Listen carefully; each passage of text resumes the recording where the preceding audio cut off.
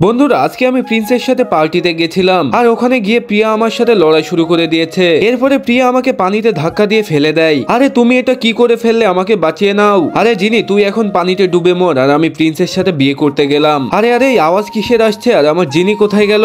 আরে এটা কি, জিনি তো পানির মধ্যে পড়ে গেছে। চলো তাড়াতাড়ি করে জিনিকে বাঁচাতে হবে। বন্ধুরা এরপরে আমার প্রিন্স আমাকে খুবই সুন্দরভাবে বাঁচিয়ে নেয়। এরপরে প্রিন্স আমাকে পানির ভিতর থেকে তুলে নিয়ে এসে আমার দিকে তাকিয়েছিল। আর এটা দেখে তো আমার সব পুরনো কথা মনে পড়ে যায়। এরপরে কি হয়েছিল সেটি দেখার জন্য এখনই চ্যানেলটাকে সাবস্ক্রাইব করে রাখুন। বন্ধুরা আমি প্রিন্সের বাড়িতে এসে প্রিন্সের মার সাথে খাবার খাচ্ছিলাম। আরে মা কি হয়েছে, এভাবে তাকিয়ে আছেন কেন? আরে জিনি তুমি এটা কি করছো? তোমার খাওয়া দেখে মনে হচ্ছে কোনো গরু খাচ্ছে। আরে আরে মা এসব কি বলছে? আরে আরে আমি তো অনেক সুন্দর, কিন্তু আমি জানি না প্রিন্সের মার কি হয়ে গেছে।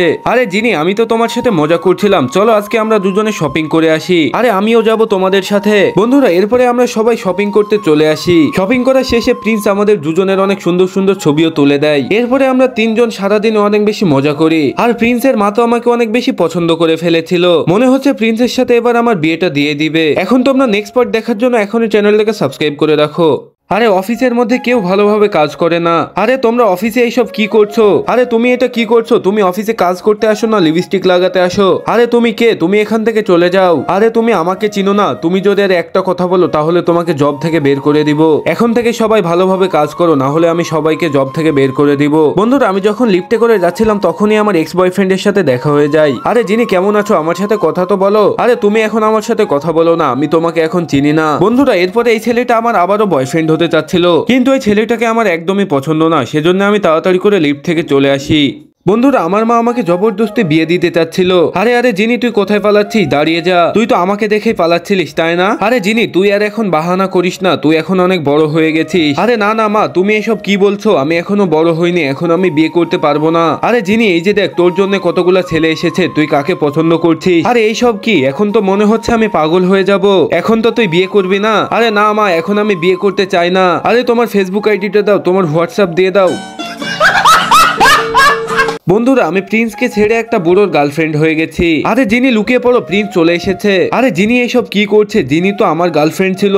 বন্ধুরা পরদিন যখন আমি অফিসে যাচ্ছিলাম তখন অফিসের সবাই আমাকে খারাপ কথা বলছিল। বন্ধুরা এটা দেখে আমি অনেক রেগে যাই এবং প্রিন্সের অনেক খারাপ খারাপ ছবি তুলে নেই। এরপরে আমি সেই সব ছবিগুলো সোশ্যাল মিডিয়াতে ভাইরাল করে দেই। আর এটা দেখে অফিসের বস তো প্রিন্সকে অনেক বকাঝকা করছিল।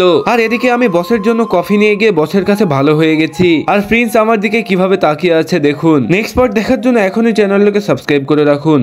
বন্ধুরা আমি প্রিন্স আর প্রিন্সের বন্ধুর সাথে খাবার খাচ্ছিলাম। আরে আরে জিনি কি হলো তোমার? আরে প্রিন্স তুমি জানো না জিনি তোমার সাথে ব্রেকআপ করে নিতে চাই। আরে না জিনি এমনটা করবে না। আরে প্রিন্স আমি জানি তোর জিনি ধোঁকাবাজ। আরে প্রিন্সের বন্ধু তো আমার নামে খারাপ খারাপ কথা বলছে, চলো আমি এখান থেকে চলে যাই। আরে জিনি তোমার কি হয়েছে?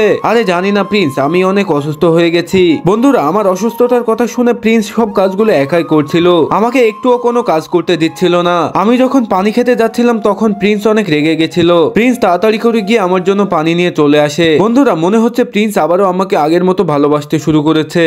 আরে প্রিন্স তুমি এখান থেকে চলে যাও, আমি আর তোমার সাথে থাকতে চাই না। বন্ধুরা পরের দিন আমি প্রিন্সকে ছেড়ে তাড়াতাড়ি করে চলে যাচ্ছিলাম। আরে জিনি তুমি কোথায় যাচ্ছ?